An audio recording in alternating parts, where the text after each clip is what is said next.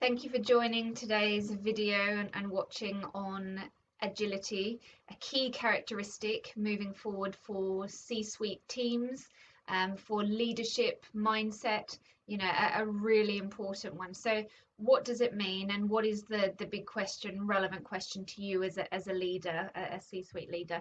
So it's really, how do maximize agile approaches and methodologies and mindset to get the best results, so faster R&D, products to market more quickly, operational, even brilliant efficiency improvements all the time. How do you do that in balance with keeping the parts of your organization that already work as they are, and the disruption of agile methodologies would actually be a step backwards or give you worse results than they would if they were left alone. So I would ask that you think about agility and agile approaches in absolute combination with the word balance. And I would ask you today to have a think about how good you are, because the best leaders, C-suite leaders, with respect to agility, understand how good they are at spotting the parts of the business that they know agile approaches and methodologies will work and will be a real help. And they know how to identify the parts of their business that they would not work and that they would actually, cause more risk, for example. So if we look at, the coronavirus vaccination is a really good one at the moment. This agile approach, it's a major consulting buzzword at the moment, and that's why I've done a video on it.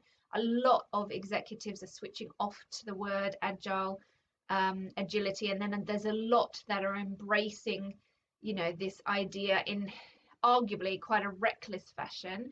So I'm asking for people to step back and think about the reason it became such a buzzword is because it is really key and it's important and it gives fantastic results, but it absolutely has to be done with balance in mind.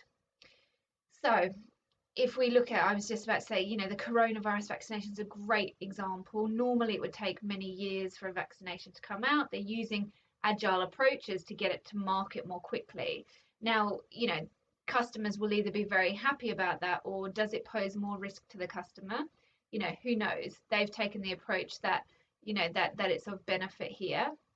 And, in your own organization, there will be absolutely, channels where an agile approach will be brilliant, and then there'll be a risk, other channels where it will be completely inappropriate. And as a leader, you need to be able to identify that. And also, if you have identified your channels where you are going to use these agile methodologies, or if you're building agile teams, think about the people that are leading those teams. Do they embrace this notion of agile, of agility? Do they really embrace it? Do they know what it means? Do they know how to identify risks? Can they keep things in balance? And that starts with the talent and the people that you have around you. It's really important that you can rely on your leadership team to be able to give a balanced approach, and not one of reckless abandonment. A real balanced approach to using agile methodologies to ensure you get the best outcomes with a lot less risk. So I'm asking you today to have a think about where you sit with this whole idea of agile methodologies, agility, agile teams, agile business models, and balance.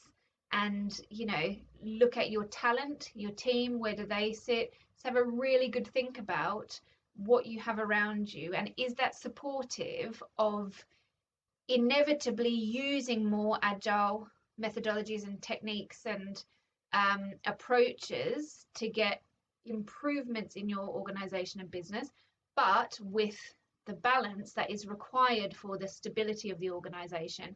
In large organizations, balance can be incredibly difficult when it comes to agile methodologies.